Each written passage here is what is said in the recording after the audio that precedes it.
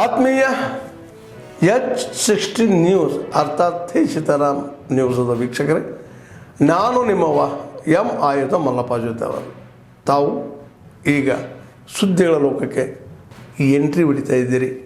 ಈ ಸುದ್ದಿಗಳನ್ನು ಪ್ರತಿಯೊಂದು ನೋಡೋ ಜೊತೆಗೆ ನಿಮ್ಮ ಅಭಿಪ್ರಾಯಗಳನ್ನು ಹಂಚ್ತಾ ಇರಿ. ಯಾಕಂದರೆ ಈ ಸುದ್ದಿಗಳು ನಿಮಗಾಗಿ, ನಿಮ್ಮ ಬದುಕಿಗಾಗಿ, ನಿಮ್ಮ ವೈಚಾರಿಕೆಗಾಗಿ, ನಿಮ್ಮ ತಿಳುವಳಿಕೆಗಾಗಿ ಅನ್ನೋದು ನಿಮಗೂ ಗೊತ್ತು. ಜೊತೆಗೆ ನಮಗೂ ನಿಮ್ಮೊಂದಿಗೆ ಇದೊಂದು ಮಾತಾಡುವಂಥ ಜೊತೆಗೆ ಸುದ್ದಿಗಳನ್ನು ಬಿಡುವಂಥ ಕೆಲಸ.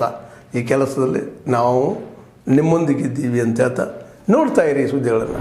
ಮೇಲಿರ್ತಕ್ಕಂಥ ಗೌರವದಿಂದ ಬಹಳ ಪ್ರೀತಿಯಿಂದ ಯಾವತ್ತೂ ಕೂಡ ನಾವು ಇಲ್ಲಿ ಬಂದಾಗ ಕಾಣ್ತೀನಿ. ಈ ಚುನಾವಣೆ ಬಂದಾಗ ಸ್ವಲ್ಪ ಕಷ್ಟ ಆಗ್ಬಿಡ್ತದೆ ನಮಗೆ.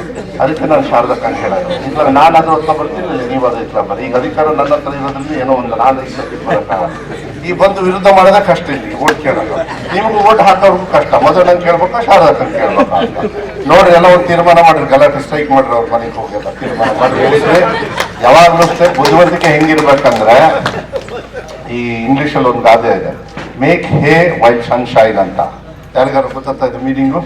ನಮ್ಮ ಅಪ್ಪವ್ರು ಹೇಳ್ತಾ ಇದ್ರು. ನಾನೇನು ಪಂಡಿತ ಅಲ್ಲ, ನಂದೆಲ್ಲ ಕನ್ನಡ ಗೊತ್ತಲ್ಲ, ಪೇಪರ್ ಅವ್ರು ಬರೀತಾರ, ಅದು ಬೇರೆ ಪ್ರಶ್ನೆ. ಆದರೆ ಮೇಕ್ ಹೇ ವೈಲ್ ಸನ್ಶೈನ್ ಯಾರು ಹೇಳ್ತೀರಾ ಅಮ್ಮ? ಯಾರಿಗಾರು ಆಗಲ್ಲ. ಓಕೆ, ಮೇಕ್ ಹೇ ವೈಲ್ ಸನ್ಶೈನ್ ಅಂದರೆ ಬಿಸಿಲಿದ್ದಾಗ ಫುಲ್ ಒಣಗಿಸ್ಕೊಂಡ್ಬಿಡ್ಬೇಕು, ಮೋಡಿದ್ದಾಗ ಒಣಗಿಸ್ಬೇಕಾಗತ್ತ. ಅಕ್ಕ ಬಿಸಿಲಿದೆ, ತೀರ್ಮಾನ ಮಾಡ್ಬಿಡಿ ಹೇಳಿ, ನಿಮ್ಮೆಲ್ಲರ ಆಶೀರ್ವಾದ ಹೇಳಿ ನಾನು ಮಾಡ್ಕೊಡ್ತೇನೆ. नमस्कार. टिश्यू पेपर प्रमाणे मराठी भाषिकांना वापरून फेकतायत आणि मराठी माणसं त्यांचा स्वतःचा वापर त्यांना करून घेऊ देत आहेत. ही खऱ्या अर्थानं शोकांतिक आहे.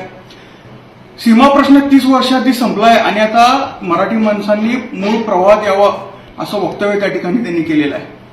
तर सीमा प्रश्न कसा संपला आणि कधी संपला हे जर त्यांनी त्याचं स्पष्टीकरण दिलं तर बरं होईल.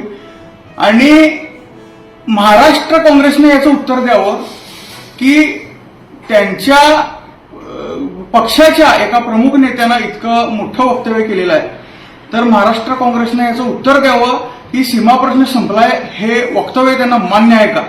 ज्या पद्धतीनं कर्नाटकातले सगळे पक्ष बेळगाव वाचवण्यासाठी एकत्र येऊन भांडत राहतात, महाराष्ट्र मात्र पक्षाच्या चौकटीतून एकामेकाला जाब विचारण्यापलीकडे काहीच करत नाही. आम्ही कर्नाटक पोलीस प्रशासनाकडनं, कर्नाटकाच्या गृह खात्याकडनं आम्हाला न्यायाची अपेक्षा नाहीच आहे. आम्ही महाराष्ट्रातल्या मुख्यमंत्र्यांना आणि गृह खात्याला आम्हाला न्याय मिळावा अशी विनंती त्यांना करणार आहे. याच्यातून ते काहीतरी समन्वय साधतील की नाही बघूया. महाराष्ट्र सरकारनं 2 समन्वयक मंत्री नेमलेले आहेत. दुर्दैवानं आतापर्यंत मला वाटतं आता ही 3री टर्म आहे जे समन्वयक मंत्री नेमायची. सलग 3 वेळा समन्वयक मंत्री नेमलेले असून एकदाही सीमा भागात त्या ठिकाणी ते असेल तर तो बाईसारख्या आवाजाचा लाल पिवळ्या संघटनांचा मोर्चा जाऊन त्या पीडीओचा सत्कार केला. त्याच्यावर कुठल्या प्रकारची कारवाई तुम्ही केलेली आहे?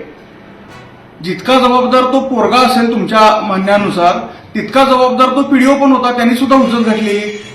दोघांनी सुद्धा त्या ठिकाणी कायदा सुव्यवस्था बिघडवण्याचं काम केलं. जर ते बिघडवण्याचं काम केलं असेल तर मग त्या लाल पिवळ्यांनी जाऊन त्याचा सत्कार केल्यावर त्यांच्यावर कारवाई होत नसेल तर माझ्यावर इतका मोठा काय गुन्हा म्हणून कारवाई करताय? आणि 2 वेगवेगळ्या स्थानकातून कारवाई होते असं मला त्या ठिकाणी प्राथमिक स्वरूपात कळतंय. माझं बेळगावातल्या मराठी भाषिकांना माझी एकच विनंती आहे, इतके वर्ष ही चळवळ संघर्षानं, अनेक लोकांच्या बलिदानानं, त्यागानं त्या ठिकाणी जिवंत आहे. कुठंतरी या चळवळीचं व्यावसायीकरण होताना आम्हाला दिसतंय. आता हे बोलायची वेळ येईल असं वाटलं नव्हतं, पण कालच्या पालकमंत्र्यांच्या वक्तव्यानंतर हे स्पष्ट होतंय की बेळगावचं राजकारण कुठल्या दिशेने वळवण्याचं काम त्या ठिकाणी चाललंय आणि बेळगावातल्या मराठी माणसांनी कोणाच्या मागे राहावं याचा खऱ्या अर्थानं आता विचार केला पाहिजे. दोन्ही राष्ट्रीय नमस्कार, स्वाभिमानी जय महाराष्ट्र. कालपासून परत एकदा पोलीस प्रशासनाच्या दडपशाहीचा अनुभव घेतोय. परत शिरपेचात 1 सोडून 2 मानाचे तुरे रोवले गेले तसं त्या ठिकाणी माहिती येते. काल आमच्या मराठी पत्रकारांनी सुद्धा प्रशासनाला संपर्क करून नेमकं काय गुन्हा झालाय किंवा कसल्या पद्धतीची कारवाई माझ्यावर झाली आहे याची माहिती घेण्याचा प्रयत्न केला, पण कसल्याही पद्धतीची माहिती त्या ठिकाणी प्रशासनाने दिली नाही. दिवसभर मला पकडण्यासाठी काहीतरी शोध मोहीम सुरू होती अशी माहिती आली. त्यानंतर फोन ट्रॅक करून त्या ठिकाणी माझ्या लोकेशनवर सुद्धा 1-2 लोकेशनवर ते आले होते. तर इतका मोठा काय गुन्हा केलाय हा प्रश्न त्या ठिकाणी विचारावं वाटतंय. कर्नाटक पोलीस प्रशासन आज माध्यमातून बातमी असली की समाज माध्यमांवर कुठल्याही प्रकारे द्वेष पसरवणाऱ्या कोणीही जर पोस्ट केल्या तर त्यांच्यावर कारवाई करणार.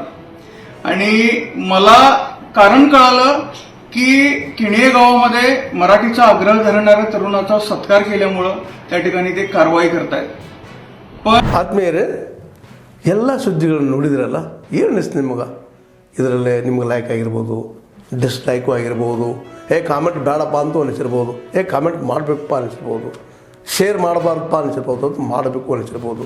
ಏನಾದರೂ ಆಗಲಿ ಶೇರ್ ಮಾಡ್ತಾಯಿರಿ, ಈ ನ್ಯೂಸ್ಗಳನ್ನ ಹಂಚ್ತಾ ಇರಿ, ಜೊತೆಗೆ ಇದಕ್ಕೆ ಸಬ್ಸ್ಕ್ರೈಬ್ ಆಗ್ತಾಯಿರಿ ಅಂತ ಹೇಳ್ತಾ H60 ನ್ಯೂಸ್ ಅರ್ಥಾತ್ ಹೇ ಸೀತಾರಾಮ್, ಇದು ಸತ್ಯದ ಕೈಗೆ ನಡಿ. ವಂದನೆಗಳು.